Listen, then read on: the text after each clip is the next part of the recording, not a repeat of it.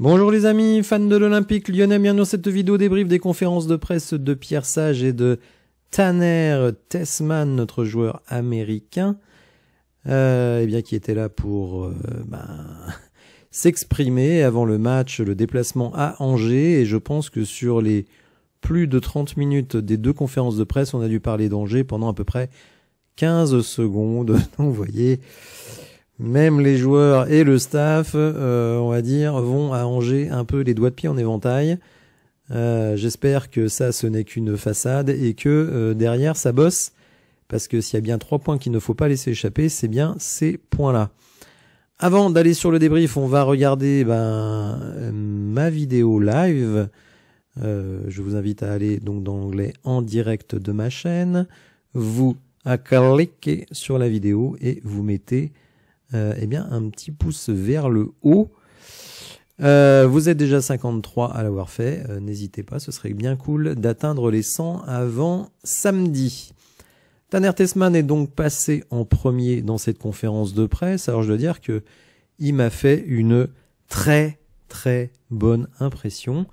C'est pas toujours le cas, hein, je le dis. De toute façon, je dis toujours ce que je pense. Et il y a d'autres joueurs qui m'avaient fait bonne impression. Un petit peu comme Niakate notamment, qui, je pense, avec Tessmann est celui qui m'a sans doute le plus plu parmi les nouveaux joueurs. On voit que c'est quelqu'un qui a la tête sur les épaules, une chevelure qui se raréfie. Hein, vous pouvez noter ça pour les mecs qui se coiffent vers l'avant. Bon, je le sais, je suis passé par là. Bon, bref. Donc Tessmann, on l'a interrogé sur la bonne période actuelle de l'équipe, puisque nous sommes sur 8 matchs sans défaite. Il dit tout se passe bien, le début de saison a été difficile, mais les choses se sont améliorées, l'état d'esprit est bon. On essaye de gagner tous les matchs, on a très faim, le staff fait un très bon boulot. On se concentre sur le prochain match. Alors qu'est-ce qui, selon lui, a permis de progresser par rapport au début de saison qui avait été assez compliqué? On est un club qui veut gagner, on se nourrit des victoires, ce qui nourrit la dynamique de l'équipe pour devenir encore plus fort. On a de très bons joueurs et on pense qu'on peut gagner n'importe quel match. Donc vous voyez, cercle vertueux de la victoire, hein. C'est pas un cliché, c'est la vérité. Plus vous gagnez de matchs, plus vous prenez confiance et plus vous abordez les matchs qui suivent avec une certaine envie, une certaine ambition. On lui a demandé quel était, que pensait-il de sa vie depuis 5 mois qu'il est à Lyon. Alors il dit, ces 5 mois se sont bien passés, ma femme et moi nous prenons nos marques en France, on était bien en Italie également, ça nous permet de découvrir d'autres cultures. Je me mets au français, un jour j'espère faire les conférences de presse en français. J'ai été très bien accueilli, je m'entends bien avec ceux qui étaient déjà là parmi les joueurs et aussi ceux qui sont arrivés. Alors, on l'a interrogé sur son temps de jeu. Bon, c'est vrai que pour un joueur qui plus est américain, mais qui est quand même un international américain, il a très peu joué au début. Ça monte de manière progressive. D'ailleurs, Pierre Sage a décrit le processus d'intégration dans le jeu de Tanner Tessmann. Et il dit, je suis très content. Le club a beaucoup de joueurs qui concourent pour davantage de temps de jeu. Parfois je joue, parfois non, mais quand je suis arrivé, mon objectif était de rejoindre un grand club. Avec de bons joueurs, je prends les choses petit à petit et je me pousse pour être le meilleur joueur possible. J'apprends du staff et des grands joueurs qui sont ici. Alors, est-ce qu'il le pense? Je ne sais pas, mais c'est quand même quelqu'un qui vient de 2e division italienne, hein, donc c'est une adaptation à faire. D'ailleurs, vous verrez un peu plus tard, on lui demande la différence entre le jeu en Italie et le jeu en France. En tout cas, en termes de communication, il donne les très très bons éléments de langage. Alors, il a 2 joueurs quand même de très haut niveau, 2 anciens internationaux, un champion du monde, des champions d'Europe avec Matic et Tolisso. Et donc, on lui a demandé qu'est-ce que ces joueurs lui apportaient. Il dit, j'apprends énormément simplement en les observant sur leur comportement sur et en dehors du terrain, la manière de s'entretenir physiquement, de prendre soin de sa santé, de s'entraîner, et aussi leur leadership sur le terrain. Ce sont des bonnes personnes, on est devenus amis, on vient au match ensemble. Donc vous voyez, la cohabitation se passe très bien, même si évidemment il est en concurrence, notamment avec Matic, et beaucoup, peut-être à raison, peut-être à tort, je ne sais pas, eh bien, voit en Tessmann le successeur de Matic. En tout cas, il a eu des titularisations cette saison. Après, il faut dire aussi que ces titularisations n'ont pas été franchement convaincantes, sauf peut-être contre le Beşiktaş, mais bon, globalement, voilà, il y a encore du travail à faire pour Tessmann. Moi, le seul truc qui m'inquiète un peu avec lui, c'est que je le trouve quand même extrêmement lent. Par ailleurs, beaucoup, à son arrivée, ont loué sa capacité de tirer de loin, et pour le moment, on n'a pas vu ça, donc c'est un processus d'apprentissage. Il peut justement se développer à son rythme, vu que Tolisso, Matic et Veretout font plutôt le travail.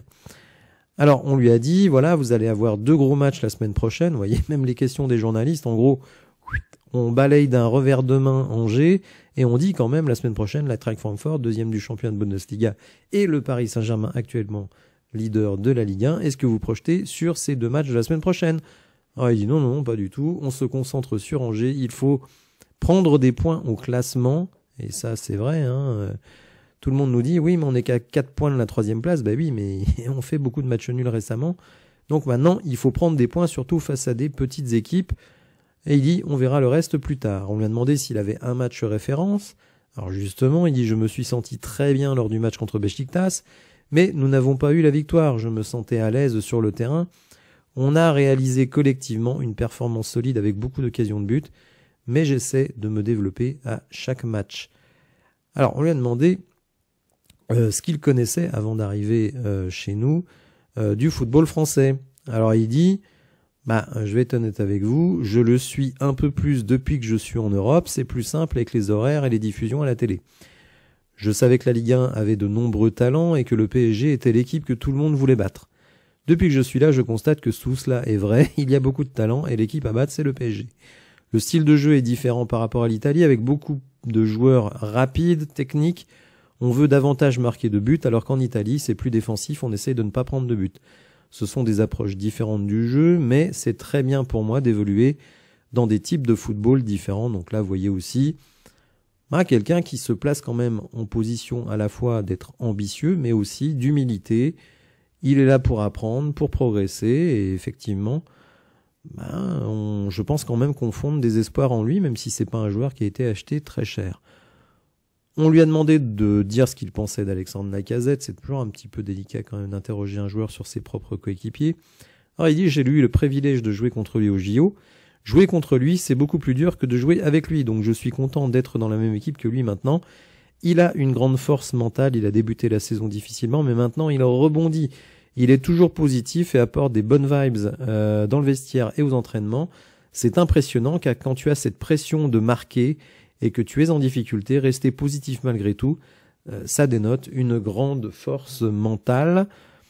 On l'a titillé sur la déclaration de Mauricio Pochettino, qui est le sélectionneur de l'équipe américaine, et qui a dit qu'il faudrait quand même que Tessmann y joue plus à l'OL.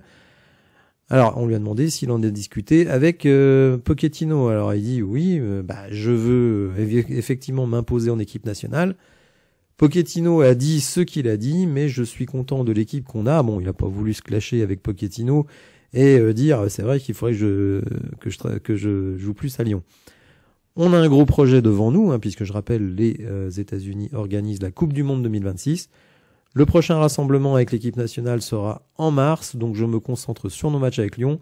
On a 3 compétitions, donc beaucoup de choses à faire. On lui a à nouveau demandé qu'est-ce qui le surprend le plus en Ligue 1. Il dit c'est juste un style différent. Je jouais en D2 l'an passé, donc c'est forcément différent de la D1 dans n'importe quel pays. La vitesse de jeu et la qualité individuelle des joueurs est plus élevée qu'en 2e division. J'essaye de me développer à chaque jour et de performer. Donc vous voyez, quelqu'un qui a la tête sur les épaules, je pense en tout cas qu'il a un avenir, ce joueur.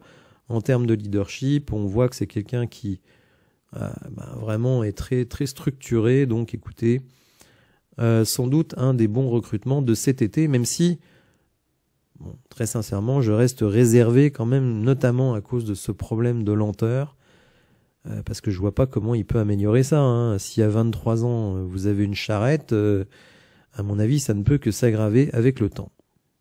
Passons à Pierre Sage, qui a d'abord décrit un peu la situation des blessures. On apprend que Saïd Benrahma, vous le savez, est sorti lors du dernier match à la mi-temps, remplacé par Ryan Cherki. Il est toujours indisponible pour le match d'Angers, mais devrait être de retour dans le match de Coupe d'Europe face à Francfort la semaine prochaine. Il nous a fait une petite selle Koumbendi. Vous savez qu'il y a des gens qui n'arrivent pas à prononcer Koumbedi. Je vois pas tellement ce que ça de difficile. Ils disent Koumbendi. Je vois pas pourquoi on rajoute un N, mais bon. Et donc Pierre Sage nous l'a fait, selle Koumbendi, qui a pris un coup, et donc il y a une incertitude par rapport à sa présence. Mais bon, malheureusement pour lui, Koumbedi, il est vraiment sorti de la rotation. Il joue très très peu.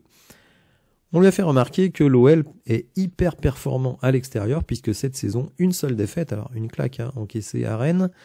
Est-ce qu'il y a une recette particulière? Alors il dit non, l'idée c'est de jouer à l'extérieur comme on joue à domicile, avec l'idée de jouer pour gagner le match, donc ça nous laisse, on prend l'initiative, on prépare les matchs de la même manière, c'est la réussite qui fait la différence. Donc lui pense que domicile, extérieur, c'est pareil, on se prépare pareil. Il se trouve que conjoncturellement, on a eu moins de réussite à l'extérieur qu'à domicile. Bon, peut-être. Moi, je pense que à domicile, les équipes que l'on reçoit jouent de manière beaucoup plus prudente, et donc ça nous donne moins d'espace. Malheureux. Malgré tout, on met quand même beaucoup de buts sur du jeu de transition. Donc bon. Sur les 2 victoires, puisqu'on a quand même gagné 2 fois 4-1 la semaine dernière, à Karabag et donc contre Nice, il dit nos 2 victoires nous remettent dans nos objectifs dans les 2 compétitions. On a abordé les 2 matchs de la bonne manière. Maintenant, il va falloir gagner du terrain sur ceux qui sont devant nous et créer de la distance avec ceux qui sont derrière nous au classement. Et évidemment, c'est dans cet état d'esprit que l'on se déplace à Angers, engranger 3 points pour essayer de se rapprocher du podium. Mais si je me souviens bien, nos adversaires pour le podium ont un programme plutôt tranquille. Alors, et on lui demande est-ce que vous êtes déjà tourné vers le match du PSG? Comme Tessman, il dit non, nous abordons ce premier match à Angers avec la volonté de l'emporter. Ensuite, il y a un match de Coupe d'Europe qui, en cas de victoire, nous rapprochera d'une qualification directe. Et c'est fondamental. Ensuite, Paris, on fera l'état des troupes, notamment sur le plan psychologique. Il y aura de l'ambition à Paris. Vous savez qu'un des problèmes de Pierre Sage, c'est que pour le moment, il n'a toujours pas battu et même été proche de battre le Paris Saint-Germain. Donc, je pense qu'il est déterminé à trouver des solutions pour faire quelque chose au PSG. Il faut dire que Nantes, ce week-end, n'a pris 1 point. Moi, franchement, je serais plutôt content de prendre 1 point à Paris et surtout d'éviter de prendre une rust. On lui demande quand même si vous faites des bons résultats contre Angers et Paris, vous pouvez être sur le podium à Noël, donc ce serait quand même une bonne chose. Il dit non, l'important c'est d'être sur le podium à la fin de la saison et pas forcément avant Noël. Alors moi je pense que si on est sur le podium avant Noël, ça nous permet déjà de passer des vacances l'esprit tranquille et de repartir plein badin dès le mois de janvier. Alors il a été loué, et là vous allez voir, il est rentré vraiment, c'est la NASA, dans une explication extrêmement technique. On lui a demandé, mais quand même, vous avez une bonne gestion de l'effectif, puisqu'il y a très très peu de blessés. Ce qui est vrai, ça faut quand même le reconnaître. On a très peu de joueurs majeurs qui ont été blessés cette saison. Alors déjà parce qu'on a un effectif assez complet, donc on peut faire tourner. Et lui, il explique ça que, en gros, c'est la combinaison de 2 éléments. Déjà, le staff technique, qui veille à ce que les séances d'entraînement ne se déroulent pas dans une atmosphère anxiogène, que les joueurs s'entraînent dans un climat plutôt positif, mais avec tout de même de l'exigence. Donc le staff technique est impliqué, mais aussi le staff médical, qui est très important, que ce soit en matière de prévention des blessures et ensuite de gestion des blessures. Les relations entre ces 2 staffs, techniques et médicales, sont très importantes. Elles doivent être empreintes d'honnêteté pour prendre les bonnes décisions en fonction des besoins des joueurs. Alors, là, vous allez voir qu'on va rentrer dans quelque chose qui, moi, me fait tiquer depuis que la saison a repris, enfin je dirais même la préparation a repris au mois de juillet. Je suis un fervent adversaire de la préparation intégrée, je rappelle ce que c'est.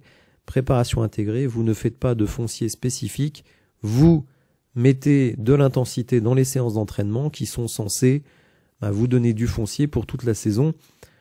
C'est des méthodes qui sont très employées, par exemple aux Pays-Bas, un peu aussi en Allemagne, mais dans la plupart des autres pays, en Italie, en France, bon, c'est pas du tout ça. Je pense qu'en Angleterre, ils font pas ça non plus.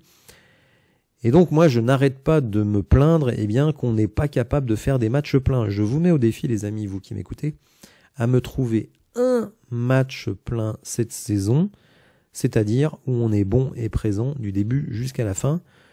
Je regarde beaucoup la Première Ligue, les amis, et c'est vrai que quand je compare le niveau d'intensité, le niveau d'énergie que mettent les équipes de Première Ligue, même les équipes de bas de tableau, par rapport à ce que nous on fait, j'ai l'impression que c'est pas le même sport.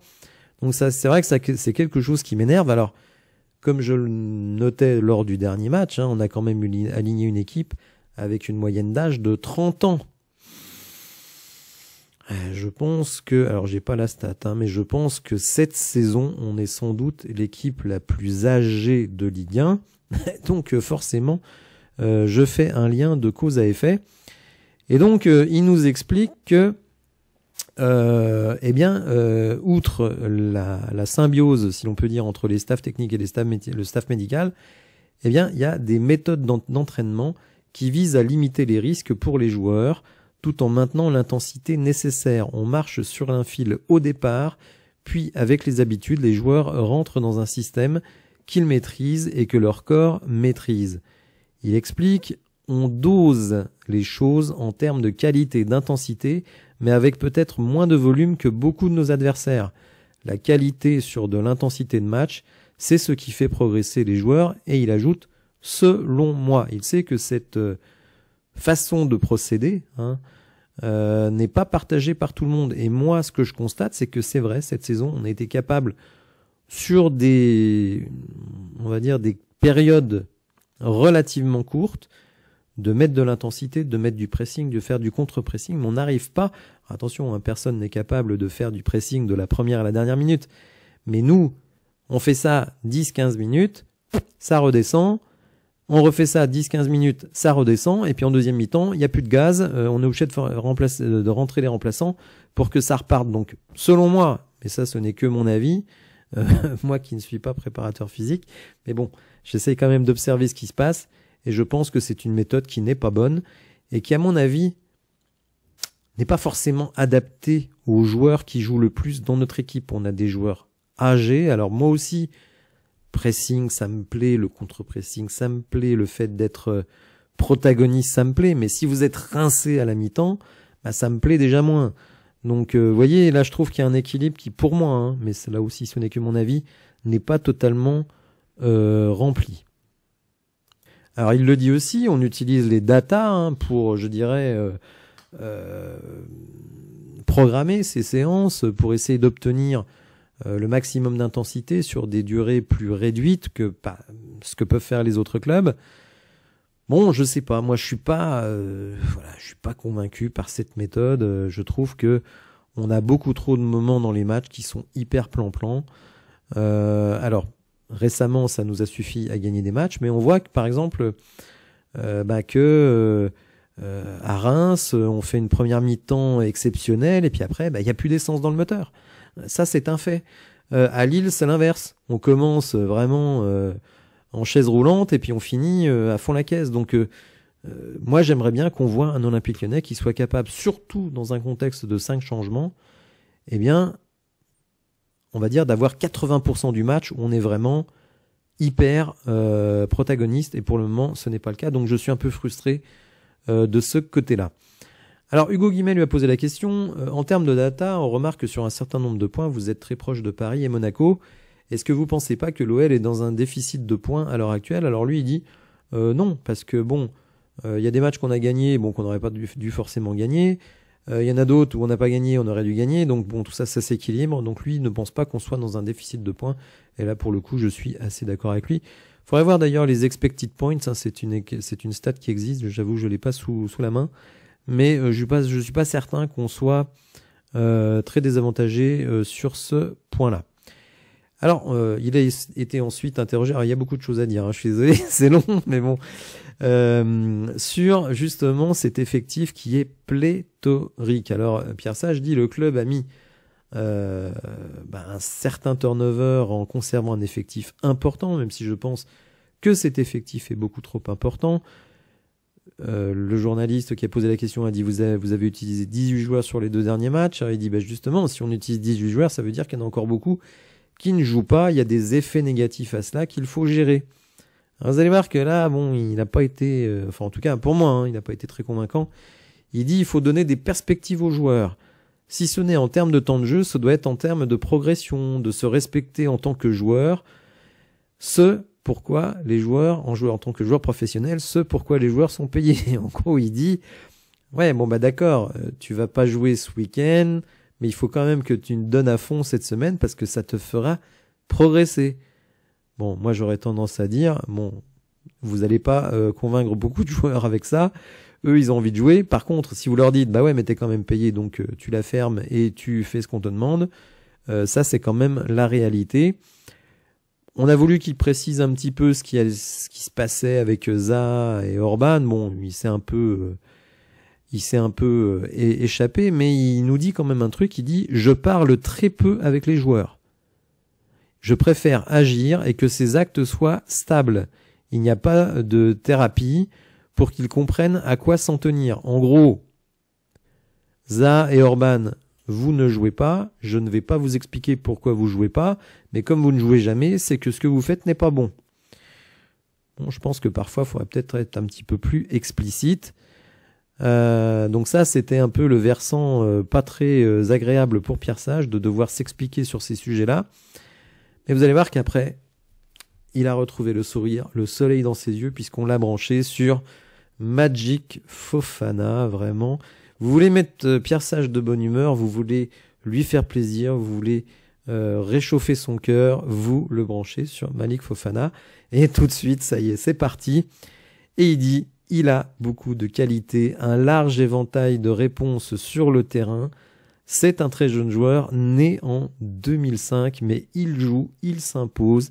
Il a de multiples solutions pour attaquer, mais il défend également, ce qui n'est pas simple pour les joueurs excentrés, mais il dit c'est implanté dans son logiciel. Ce sera un très grand joueur. Il sera courtisé par des grands clubs qui ambitionnent de gagner la Ligue des Champions. Et il dit, si nous, l'OL, on retrouve la Ligue des Champions et qu'on ait ambition Ligue des Champions, peut-être qu'on arrivera à le garder, mais je pense que Pierre Sage sait que ce ne sera pas possible de garder Malik Fofana, tout simplement parce que les offres vont tomber et elles seront irrefusables pour nous, en termes d'indemnité de transfert, et pour le joueur en termes de salaire. Il y en a encore un peu, les amis, au bout de 20 minutes de vidéo, ou même un peu plus. Et donc, on lui a parlé de Corentin Tolisso, qui, effectivement, depuis le début de la saison, est quasiment méconnaissable. Alors, pas par rapport au grand Corentin Tolisso, mais par rapport à la saison dernière. Et il faut rappeler d'ailleurs, les amis, je ne sais pas si vous vous souvenez, mais que Corentin Tolisso a été sur le banc pendant, je crois que c'était le match de Rennes, justement. Il démarre sur le banc. Depuis, il n'a pu quitter le 11 majeur, quand il n'était pas mis au repos, bien entendu. Alors, il dit, l'enchaînement des performances de Tolisso influe sur sa confiance et ses initiatives. Il a marqué un but extraordinaire à Karabag. Et dans le match suivant, donc, face à Nice, il retente une frappe qui est à 2 doigts de faire mouche. Ça lui donne une arme supplémentaire et une arme supplémentaire à l'équipe. C'est un cercle vertueux qui le ramène vers son plus haut potentiel. Alors, vous le savez, et je vous l'avais dit, les amis, en exclusivité, justement, après une conférence de presse de Pierre Sage en début de saison, puisqu'il avait avoué avoir eu un entretien avec Corentin Tolisso, que Corentin Tolisso s'était fixé des objectifs extrêmement élevés, et je vous avais dit que selon moi, ces objectifs extrêmement élevés, c'était de retourner en équipe de France. Et bien justement, on lui a posé la question. Est-ce que pour vous, Corentin Tolisso postule à l'équipe de France? Alors Pierre Sage a dit, il postule, surtout s'il continue ainsi. Et c'est vrai que quand on regarde le milieu actuel de l'équipe de France, alors il se trouve que ce milieu était plutôt performant lors du dernier match contre l'Italie, donc avec Rabiot, avec Guendouzi, avec Koné, qui ont vraiment été, je trouve, très très bons dans ce match-là. Donc la petite musique de Tolisso en équipe de France, eh bien, refait surface. Alors moi, je vais vous dire une chose, et j'ai entendu Nicolas Puytebois dans Tant qu'il y aura des gones, et je suis à 100%, 200%, 300% d'accord avec lui. Il dit, alors peut-être que Tolisso, oui, il fait une saison excellente avec l'Olympique Lyonnais, peut-être même le meilleur joueur de champ de l'OL depuis le début de la saison, mais, parce qu'il y a 2 mais selon moi, il y a un premier mais, il manque quand même de dimension athlétique. Et je pense qu'au niveau international, ça reste quand même un frein. Ça, c'est le premier mais. Vous savez que je suis obsédé par ça. Alors, excusez-moi, hein, certains, ça leur plaît pas. Mais pour moi, c'est très important, la dimension athlétique des joueurs. Surtout dans le foot moderne. Et quand je vois effectivement la Première Ligue, en Première Ligue, vous n'avez pas de charrette. Hein. Vous avez que des mecs qui vont à 2000, qui ont de la technique. Parce que certains pensent qu'on doit opposer les qualités athlétiques et la technique. Non, pour moi, les très bons joueurs d'aujourd'hui, c'est ceux qui possèdent les deux. Bon, bref. Donc ça, c'est le premier mais, manque de dimension athlétique. Et le deuxième mais, ce serait, mais est-ce que ce serait vraiment bénéfique à l'Olympique Lyonnais? Alors oui, pour notre, pour le prestige de notre club, avoir des internationaux, c'est toujours bien. Mais franchement, moi, personnellement, je préfère voir mon Tolisso se reposer, refaire du frais pendant les trêves internationales, plutôt que d'aller crapahuter je ne sais trop où avec l'équipe de France. Non, franchement, je trouve, mais ça c'est mon point de vue les amis, d'ailleurs n'hésitez pas à me dire ce que vous en pensez dans les commentaires. Moi je préfère que Tolisso il reste tranquille pendant les trêves internationales plutôt que d'aller jouer avec l'équipe de France. Bon, ça c'est mon point de vue, je sais qu'il ne sera pas forcément partagé, mais c'est le débat. Alors, on l'a aussi interrogé sur les avant-centres. Tiens, c'est bizarre, il marque, comment ça se fait? Est-ce que c'est le jeu qui permet qu'il marque plus, ou alors que ils ont travaillé spécifiquement devant le but, etc. Et alors, il dit, l'amélioration de notre jeu collectif permet à nos attaquants d'avoir plus d'occasions.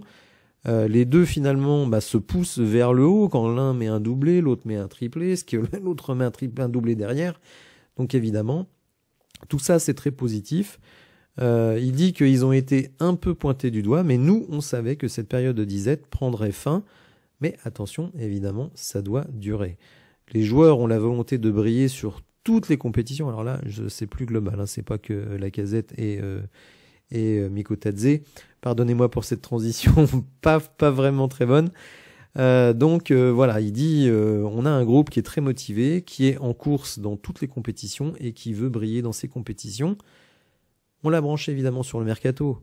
Hein, vous savez que voilà, au mois de janvier, il va falloir réduire l'effectif. Alors, soit avec des joueurs qui jouent pas, ça c'est la volonté de Pierre Sage, soit avec des joueurs qui ont beaucoup de valeur, ça c'est peut-être la volonté de la direction. Donc il dit que les mercatos, en effet, ne sont pas toujours guidés par des considérations sportives. Donc il faut s'y préparer. Bon, si la direction pense que, par exemple, transférer Ryan Cherki, c'est se mettre en difficulté pour se qualifier pour la Ligue des Champions, on transférera pas Ryan Cherki. Donc, voyez un petit peu, c'est vraiment un peu entre deux chaises. Récupérer beaucoup d'argent ou rester compétitif, parce qu'évidemment, se qualifier pour la Ligue des Champions, c'est beaucoup d'argent qui rentre.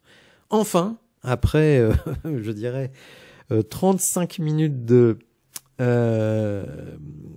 conférence de presse, on passe à Angers. Et oui, parce qu'on joue Angers, donc samedi, je vous le rappelle, à 21h sur DAZN, je pense. Donc il dit, Angers, ils ont travaillé dur et ils semblent avoir trouvé ce qu'ils cherchaient dans leur jeu. Nous devons être capables de répondre à leurs arguments. Un style de jeu se dégage, un style quand même basé beaucoup sur le contre. Et justement, c'est un petit peu notre défaut, notre difficulté d'être bon face aux équipes qui jouent la transition. Voilà, j'espère que cette vidéo vous aura plu les amis. Si c'est le cas, n'hésitez pas à la liker, à vous abonner à la chaîne, à activer les notifications. Et je vous dis à bientôt pour de nouvelles infos. Merci, au revoir.